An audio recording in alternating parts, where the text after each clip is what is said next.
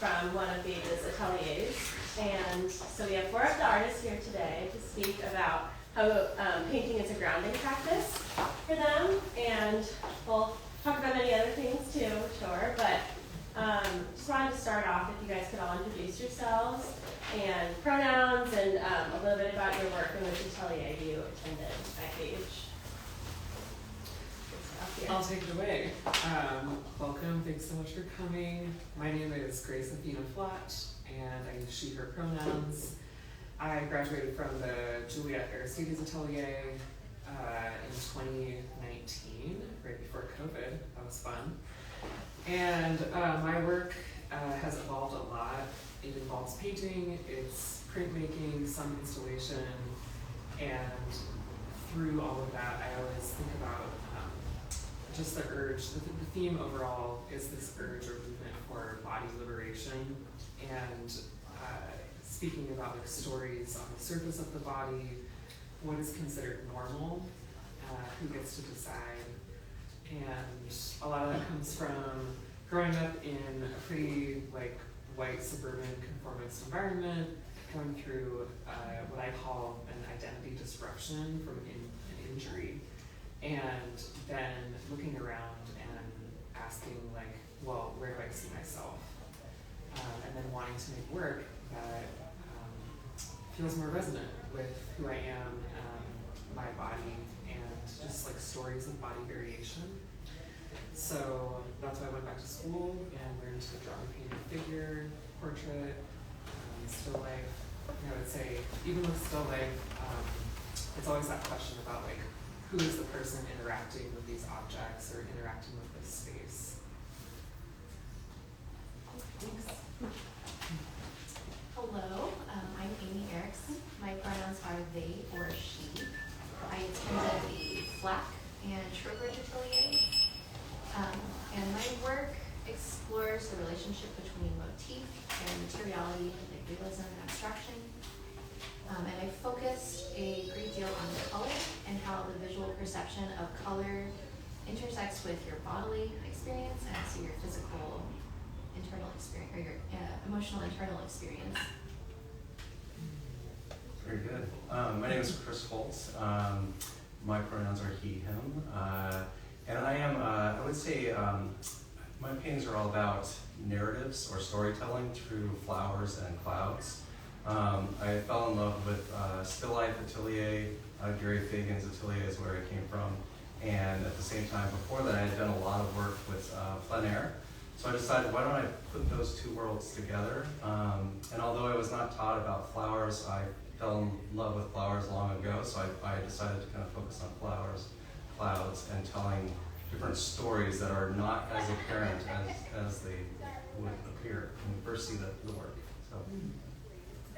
Hi, I'm Jamie Rawding. It's not fair, I'm going last, but everything they said. I was in the KOH Atelier. I started in 2018, I believe. And my work, I think I like to approach it as finding a theme that I'm very influenced by my environment. And I like to paint things that I feel will resonate with the viewer and cause an emotion or maybe a memory. When I was at the atelier, I had just recovered from a second bout of cancer, and so I did my capstone project on a series of paintings of women that was pretty significant, and but that's not what all of my work is about. Thank you. Alrighty. So now we can get into the nitty-gritty. So the topic again is painting as a grounding practice, and we talk about grounding as like something that's anchoring and stabilizing. Like either an activity that people engage in to reorient themselves to the here and now, and like a sense of inner peace and emotional resilience provided through that. So. To start us off, grounding practices are typically somatic because the body is often the site in which we store and recall stress and trauma. How is the act of painting grounding for you, and is the way in which it is grounding in tandem or separate from your body? So when you paint, does it take you out of your body or make you more aware of your body, and what's that kind of relationship there? We can start off. It's a biggie. I'll start. I feel it depends on what I'm doing when I'm painting.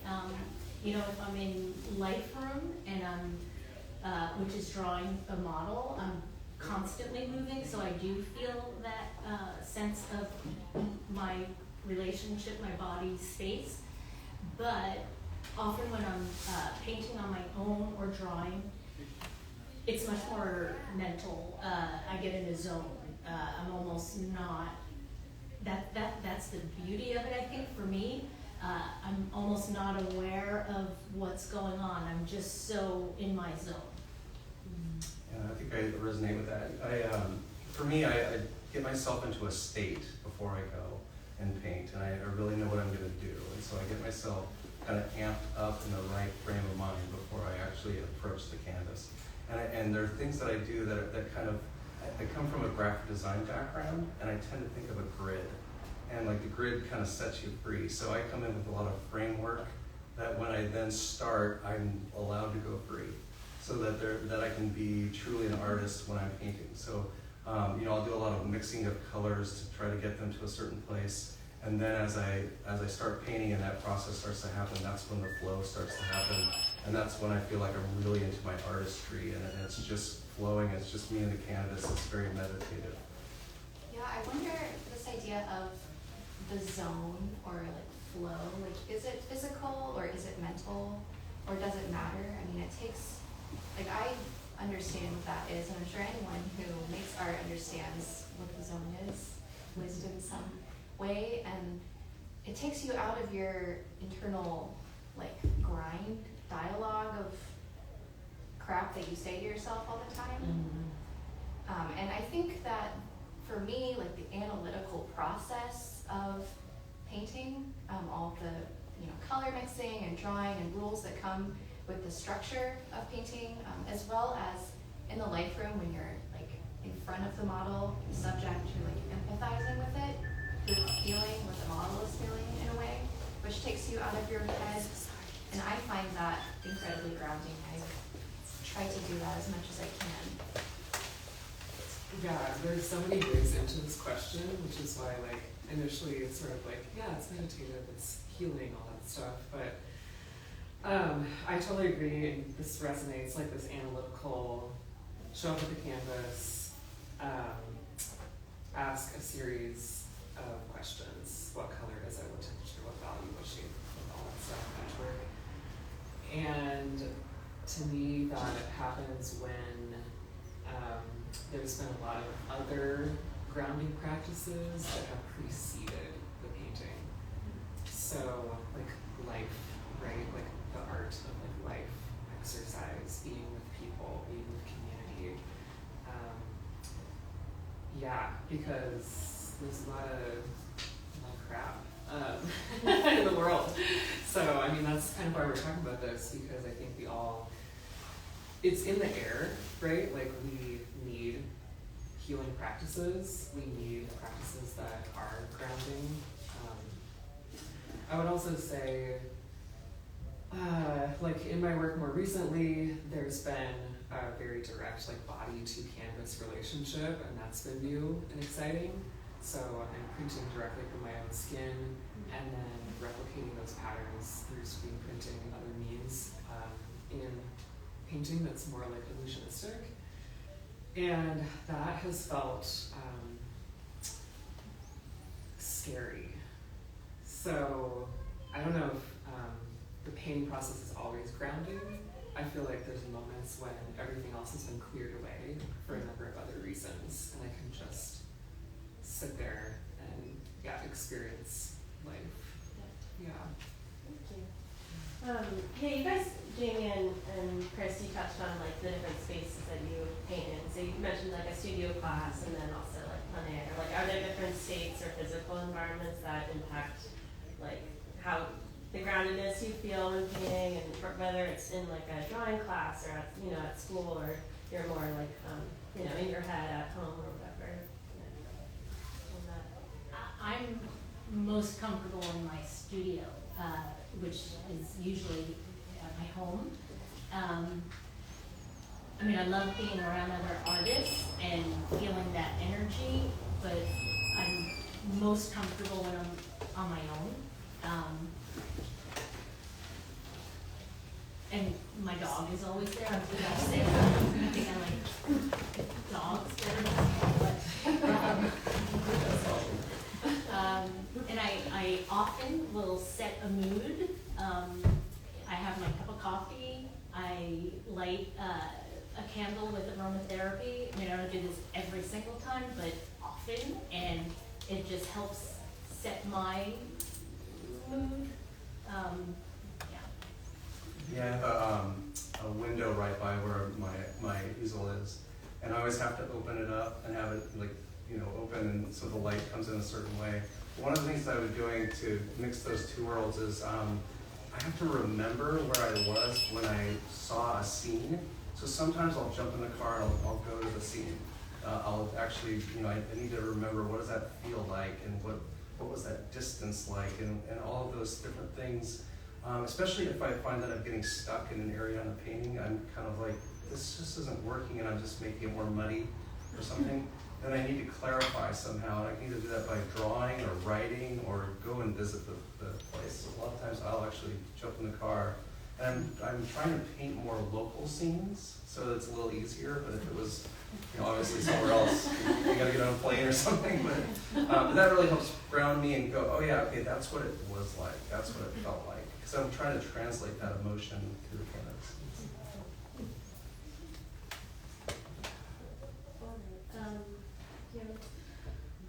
I feel like, the color thing is really interesting to me too, because if there's a part of the painting process that is the most, where I can access the flow state the most, it's with color mixing. And it's you're just frosting a cake, and all the crazy colors, and that's when people look at my work and they ask me, is it all about healing for you? That's the only part that actually feels very slow, meditative, exciting, consistently, not exciting, but easy, and everything is turned off. It's color. It's like second nature. Yes, second nature, and just visually completely overwhelming. That's cool. But I want to hear more. So you guys all come from an academic atelier training, which is based in 19th century realism. And I don't think the somatic relationship with painting is really a core pillar of that kind of training. So was it intentional for you guys to kind of direct your practice into something that was grounding, or did that just come about based on, your type of work? Maybe you can touch on that a little bit. I don't come from a 19th century training. I've always kind of intuitively done work, and I feel like before I had training, before I had a structure and put a lot of energy into building my relationship to that, it was just chaotic. It was just I feel like it's a strength to be able to log into the material and somatically really connect to it, but it doesn't always, you can only go so far with that without a structure. So I feel I don't know, this balance of intuitive, somatic engagement and then intellectual, kind of a costume of a structure that someone else has made that you can use to channel the other thing has been really useful. Yeah. You also have more 19th century classical training, Chris. Right? Yeah, I think it's definitely something that I've focused on trying to bring into my practice. Is more of those systems and ways of working, ways of freeing myself up, as well as confining myself. There's even a thing I do, which is every 20 minutes an alarm goes off. So I literally set an alarm for every 20 minutes. And I actually get up off the canvas and I walk. So I don't even know what I'm going to do. It's just I have to get away from the canvas. but it's a way to get me physically to wake back up. And what happens is I walk away from the canvas and I'll look back at it and I'll say, oh yeah, okay, I need to change that. Or I'll just go get a sip of water or something. It's just a way to kind of keep myself kind of going, because I know I'm going to be there for 3 or 4 hours, but I don't want to get foggy or, and sometimes I'll stretch, I'll do sit-ups, it's all over the map, but it brings me back to a better mental state and an emotional state. The 19th century connection is interesting to me because like a lot of, who is like trained in classical realism in this room? A few folks, yeah. So remember the debate of color? It's like Poussin versus Rubens, this like drawing form versus color. It's like in the 1600s, and it's the French Academy, they're battling it out, which one is better, and it's like drawing and design, Platonic ideal of form is the most important thing over color, which is just decorative. And like the way that drawing or form and value has been set up in opposition to color, to me, like we see that as like also masculine versus feminine, rational versus irrational. And it's such a false dichotomy. So, now we have all these like amazing classically trained painters who are up here talking about grounding practices and somatic practices. So, what would they say about us now? But yeah, I was talking to Amy earlier about this essay by Audre Lorde, which is it's like the erotic is power, or the uses of the erotic. And the color piece is so powerful to me. So this is like a 1970s article, and she talks about like the erotic is not something that is purely sexual, but something that puts you within the fullness of yourself. So in deep self-connection and with connection with others, or when you bring your full self to any activity. And I think about that a lot with painting. Yeah.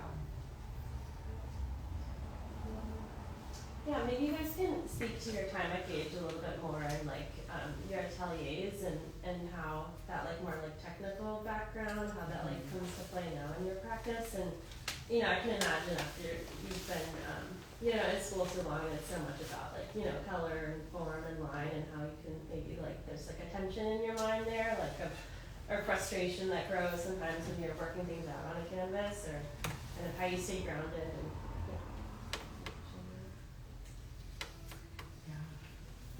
I am so grateful that I didn't know that I was going to do an atelier program. It wasn't part of my plan. I've done art since I was a kid, very young, like special. My siblings did dance and music, and I always was in drawing private lessons.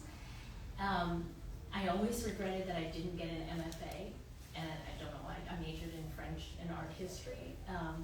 But long story, I did wind up at the Atelier program, and I am so grateful for all of the structure that it taught me. But it didn't end at the Atelier. I continued to take classes, not just at Gage. Gage is awesome, but everywhere. And that's the beauty of, I feel, being an artist. You never know it all. My practice is constantly growing, hopefully improving. And so yeah, I'm constantly taking new things and ideas from maybe other artists that I meet, when I go to exhibitions, museums, and I see something and I'm curious, how did that happen? There's always something that I don't know. There are lots of, in the atelier, very famous atelier, he had, in the actual room, we had a wall, and he had sayings on the wall. So one of them was simplify, then modify. And so there's all these sayings that are in my head still today that I use. And at first when I got there, I didn't really understand those. I had a ton of ideas, and yet I didn't know the technical aspects of how to paint and draw and all those things. And as I got to know those more and more, I was paying attention to what he was doing in more subtle ways. How did he wipe off a brush?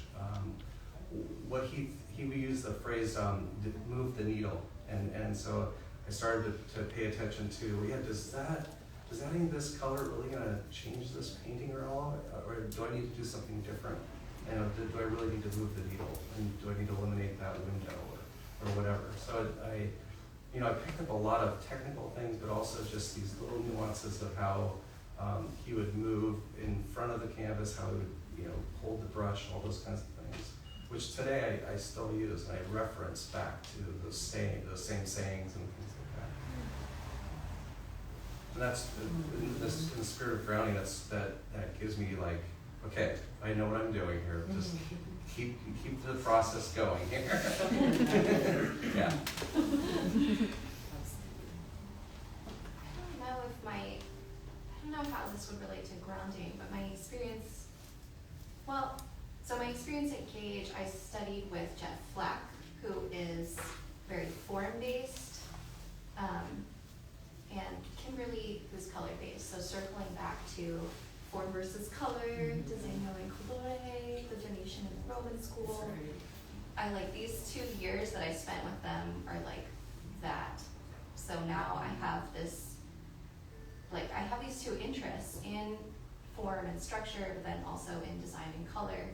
And so trying to integrate them is set me up with content to build the rest of my work. So I guess that's grounding. Something to focus on.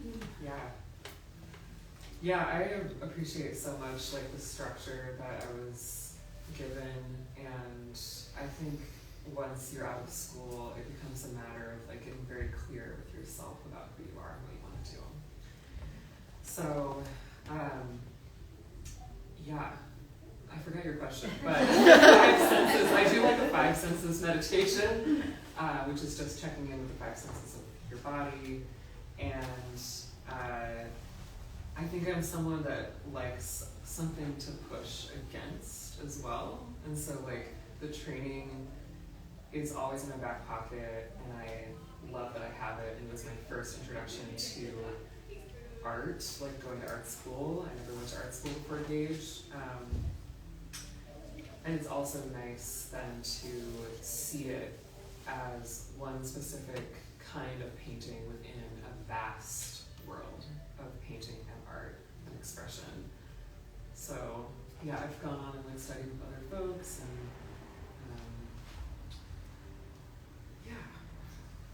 I don't know if this is related, but I like the idea of the introspection that happens, where we really, because that's where a lot of the magic happens, is you're thinking quietly. For me, this is what happens, but I think quietly, I think contemplate something. Why am I feeling this? Why do I want to paint this? Whereas before, when I was in the atelier, I was like, oh, I'm going to paint this, and I just jump right in. And now I spend more time sitting with it. And that could be with sucky stuff or really great stuff, but I'm sitting with it for a while. And that helps a lot. So that's really a grounding practice. Yeah, I feel like I think about like, am I lying in this painting? Is this a lie? Right? Like, am I like being honest with myself?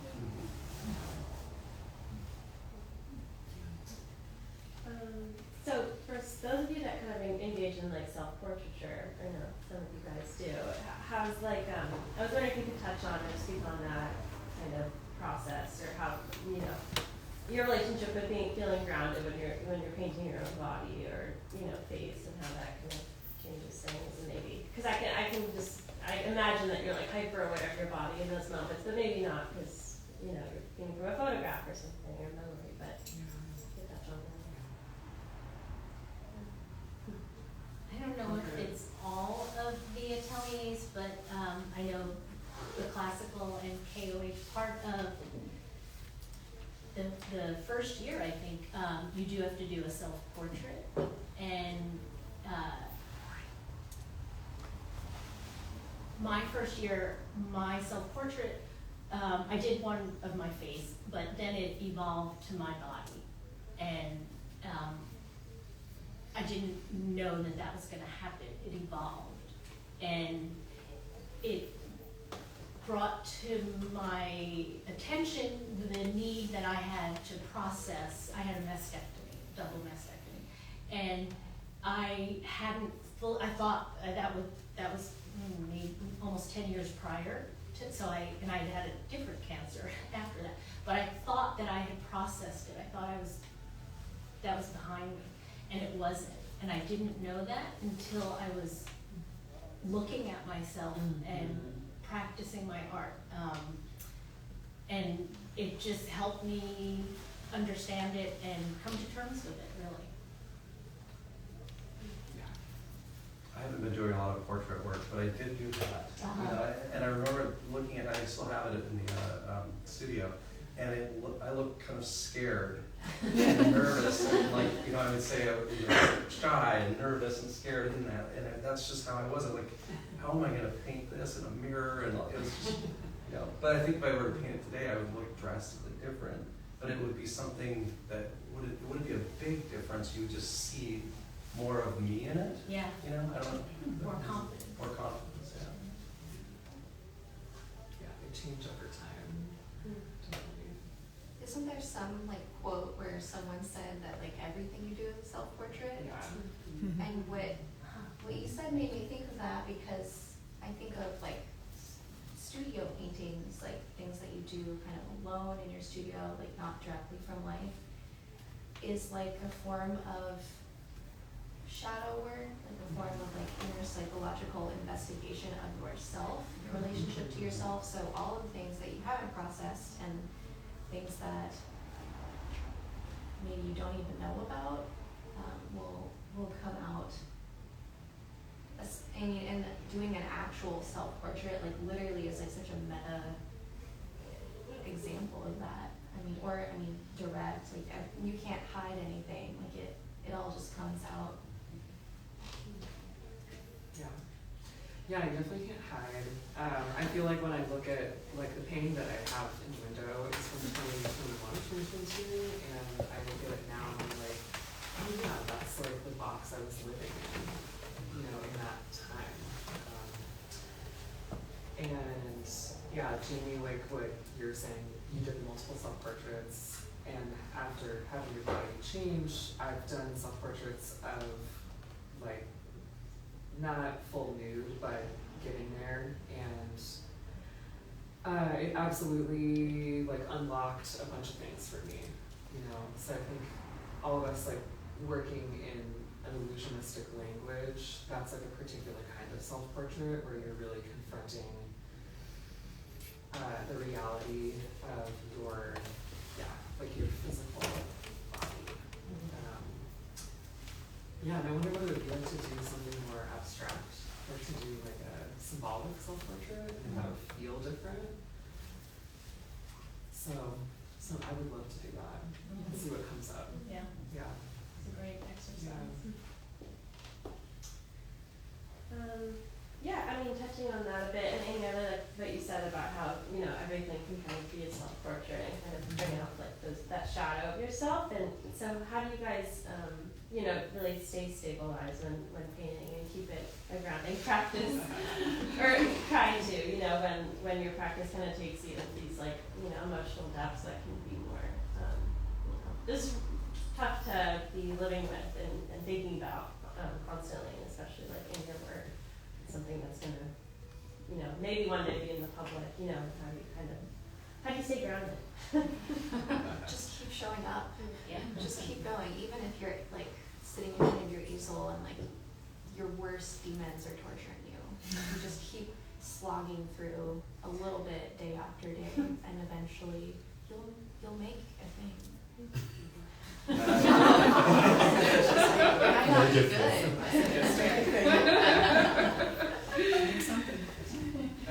And on that note, I think it's like trusting that process, and the same thing. It's like just showing up is a huge part of it, and then going step by step and knowing that it's going to turn out, it's going to work out somehow. There's always this messy middle where you're anxious or this isn't quite working, but kind of being grounded in that trusting yourself and knowing that it's going to work out, and that it's a painting.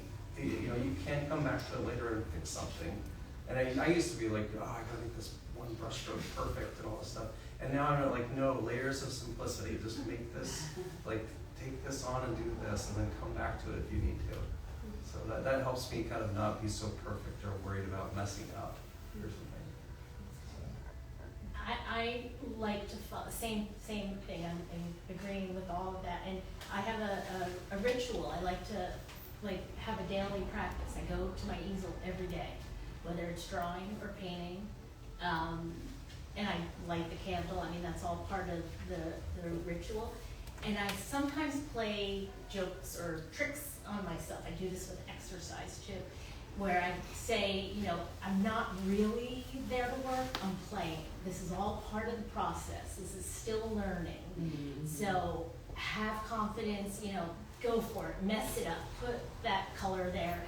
And then when it really looks awful, I just tell myself it's just playing, this is just part of it. And then eventually, I can pull it out. But yeah, I think it's just having that confidence and the routine. Yeah, routine's good. Yeah, I think it's like my process has been changing a lot, and so it feels insane and very vulnerable. So I also, like Amy, I'm just keep going, and it feels less like grinding. It feels I have to take breaks. I have to step completely away, and I haven't actually painted or finished a painting in several months besides commissions. So I think for me, I try to come back to the why question. Why am I doing this? Why am I choosing this life that is so outside of an easy pathway, right? Why don't I just go get a job? Kind of thing. And I think it's we always have to come back to that, because it's just, this is me living my most honest life, and that is addictive. I can never step away from being that honest, because I'll always know. So. Yeah, I was reading a book recently that was talking about how do you measure your success, and it was saying you measure your success by looking backwards. And so I started to write down notes about, how many hours did I spend today? Or what did I do today? So I have a calendar on the wall, and I'll put, 3.5 on this thing. And what's been magical is that the last 2 months that I've been doing it, there's all of these things filled in, and I can look back and go, wow, this is amazing. And so that's been very grounding. But also, at the end of the day, the routine comes in, and I added something which was, okay, what are you working on next time?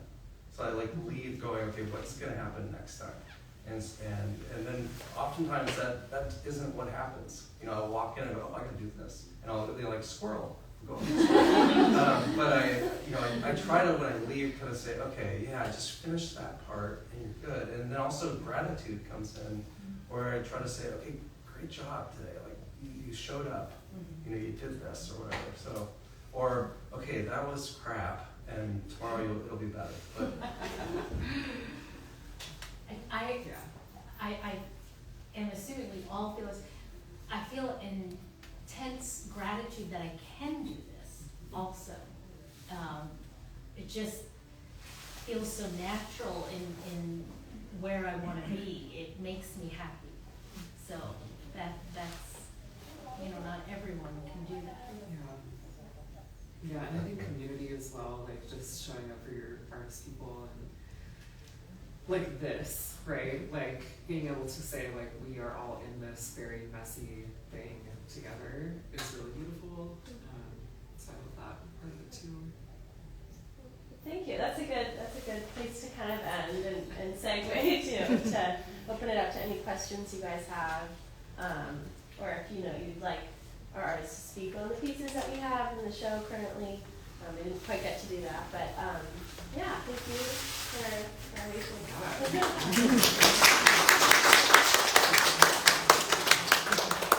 Kathy. So none of you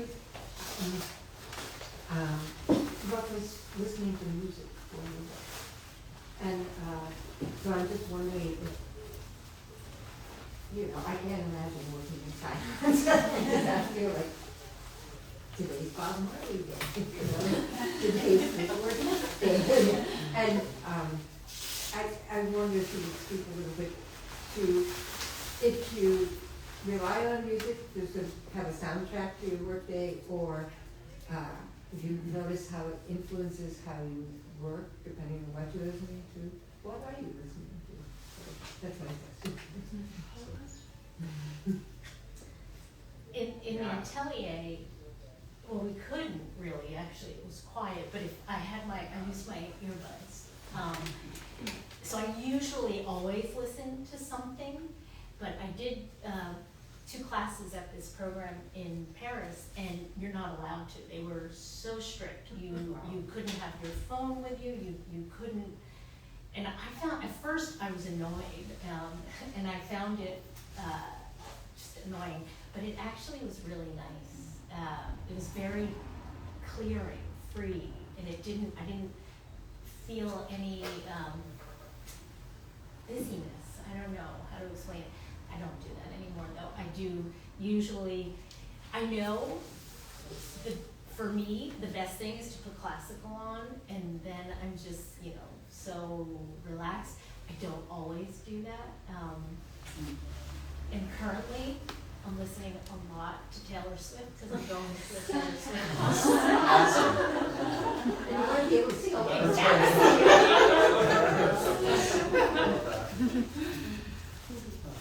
I think for me, I'm all over the map. Like it's depending upon how I feel coming into it. Do I need something to jazz me up or calm me down or whatever?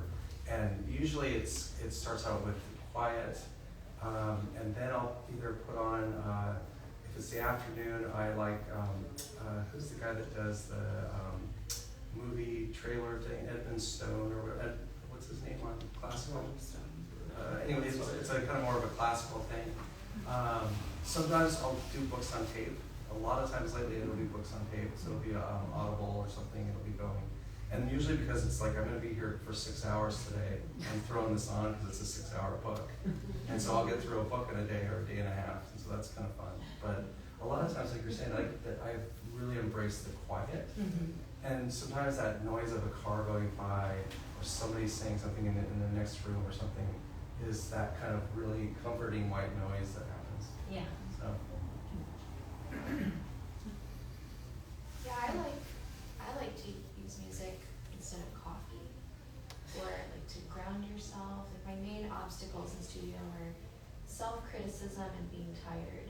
So music can help you get around those things, can help you get out of your head. And I listen to like just a lot of rhythmic kind of music that can like feel like you go into a trance state, and then you can kind of get started. I have a question. Do you feel, well, there was an artist, I can't remember if it was Picasso or someone that said, every child is born an artist. Do you feel like you were born an artist? And if that voice was silenced, which I think was Van Gogh, but do you continue on, or do you just decided, oh, one day I want to paint because I don't want to get a job? I don't know. But do you feel you were born an artist and continue to live that dream, or not? I feel like I was, and I feel like everyone is, and then I feel like we unlearn it. So I think for me, like choosing to pursue art wasn't, I'm going to be an artist. It was, I'm going to come back to this thing that I really love doing. And then it just like grows from there. So that's, yeah. I feel like we're all like born with, because it's like, what is art really? And it can be anything. Even if you're a science person, it's like curiosity. Right? We all have that. I often would say, I agree, I feel like I was born as an artist. And when I wasn't able to maybe practice the art, because I've done photography, metalsmithing, and when I had young children, for example, and I didn't have the time to do that, I was creative and I cooked a ton.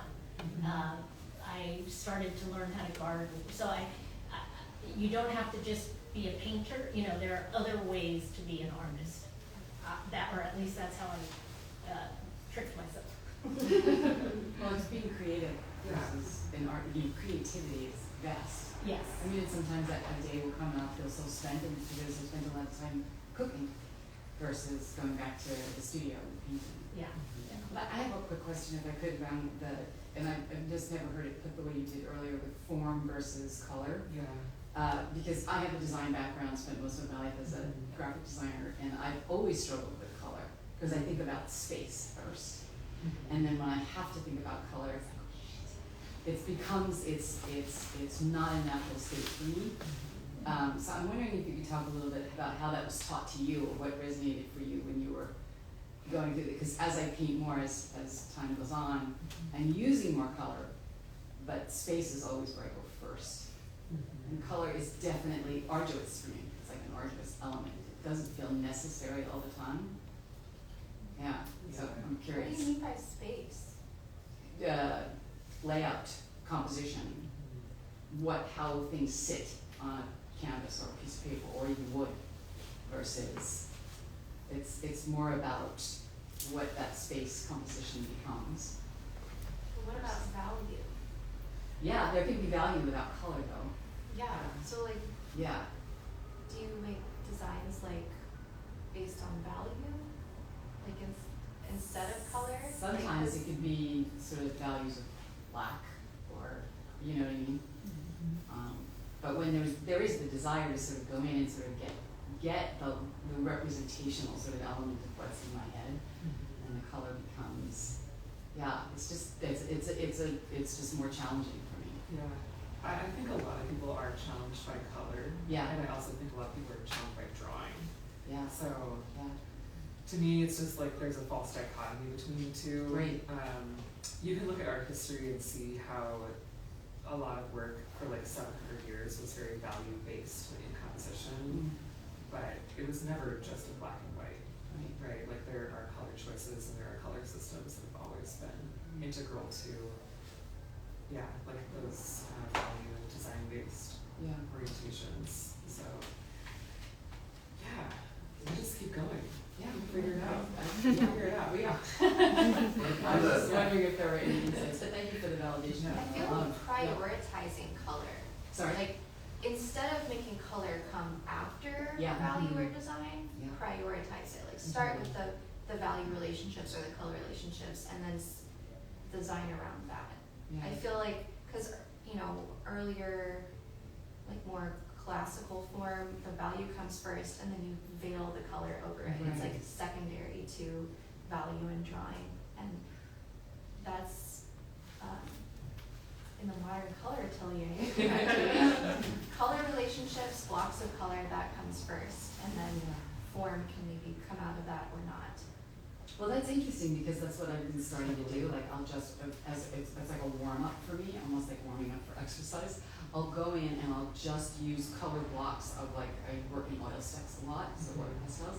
So I'll just map it out, doing color. But it is like a brave moment for me to start to do that. But it's interesting because that's what I just started to do. So, thank you. I'm a graphic designer as well, and so I really came from that world, and everything that I would design, I would start with a little thumbnail sketch, and I would be in a coffee shop designing all sorts of stuff. And so I still do that today. It's like I think that way, and so I start with a little thumbnail, and it's always been composition first, and composition, story, narrative, and feeling all kind of combined. And I'm actually creating the painting this big. And then what I start to do, I'm just learning from Edward Hopper and some others, just doing some reading and looking at, why, like some of the Hopper paintings, there's this little shape in the corner, or there's this little random thing over here, and that's like a compositional element. And so I feel like but he complements that with a color that's, that balances out, that gives you threes, or that, it's really interesting what happens. And so oftentimes I'll do a little black and white sketch, and then I'll pull out and go, ooh, this is this color because of this feeling. And so I really try to, or this is bright, I'll write a note, this is really bright coming at you, kind of stuff. I don't know if that's helpful. Yeah, it is. No, it all is. Thank you. Time for you more. I just wondered, Chris, is that what you meant by different stories than what we see when we first look at your paintings? With my paintings, I am thinking about them from different, one, the narrative of being in that place and actually experiencing that view or that vision of that space, and then thinking symbolically about what does the flower represent and what do the clouds represent, and why am I putting them together? And in some of the other paintings that I've done, one that was here earlier, but thankfully he's no longer here. It was really a family history, and there was a certain amount of flowers based on numbers of my family, and so it's very personal. I get really personal with them as far as just trying to tell, like the edge of hope is, and I want to be careful not to say too much about them, because then all of a sudden it's like, wait, that's, but there's something, I think I've always been a positive painter, like things are positive, but I try to go to stories that will inspire me to paint, and why did I choose that subject in the first place, or that soul, or whatever.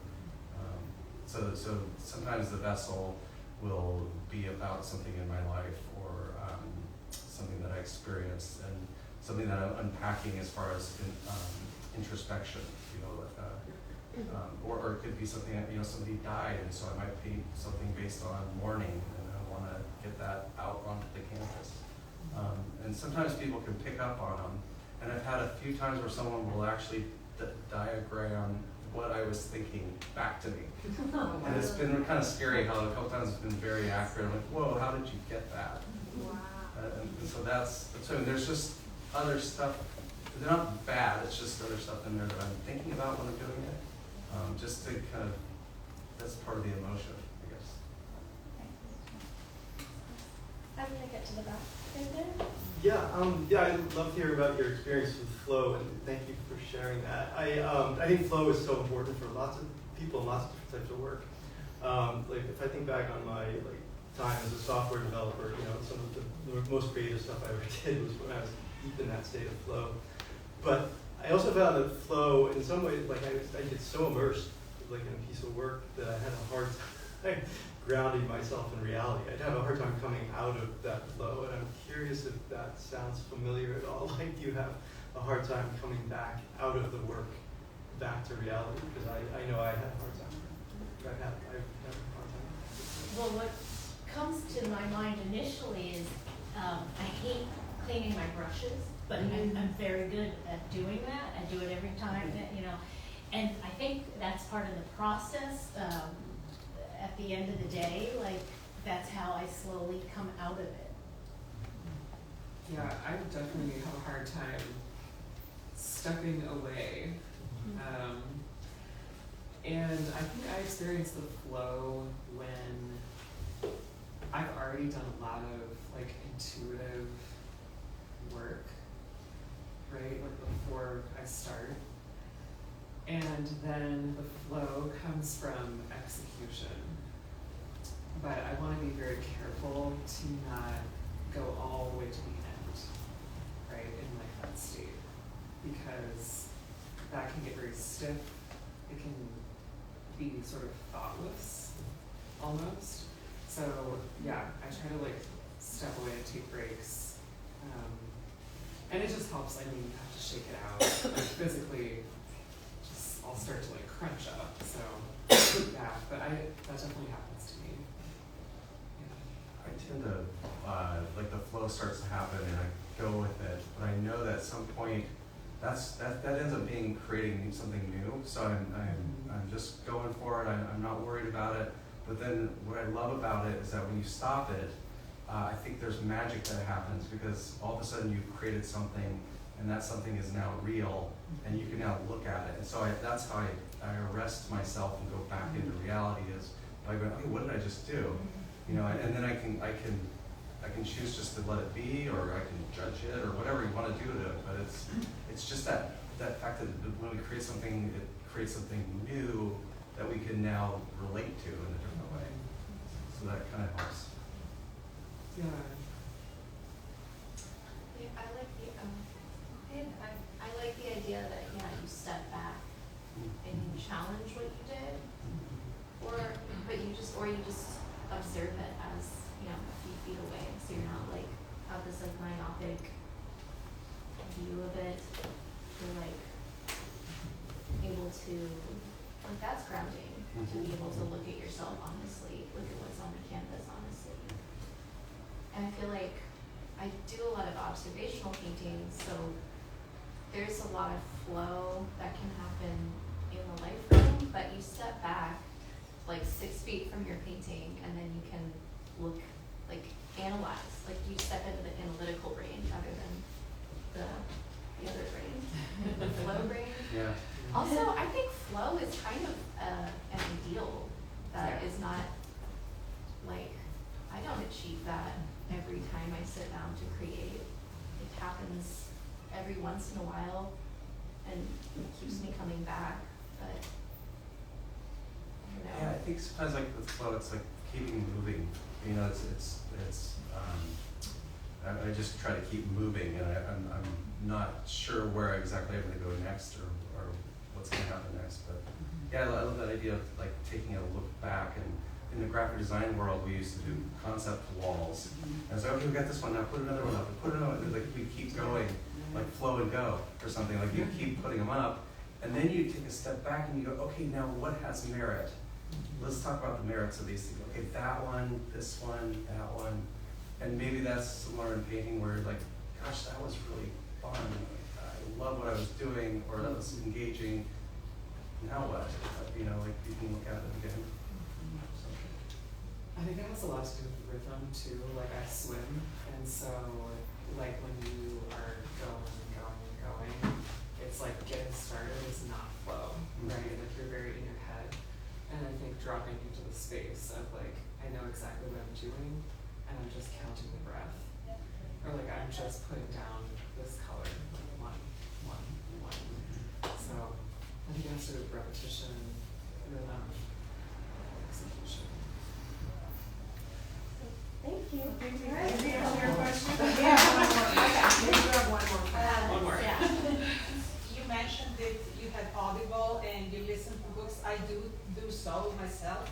So I wonder if you guys can give us recommendation for maybe one book that changed your mind, like just the way you see things, or a movie.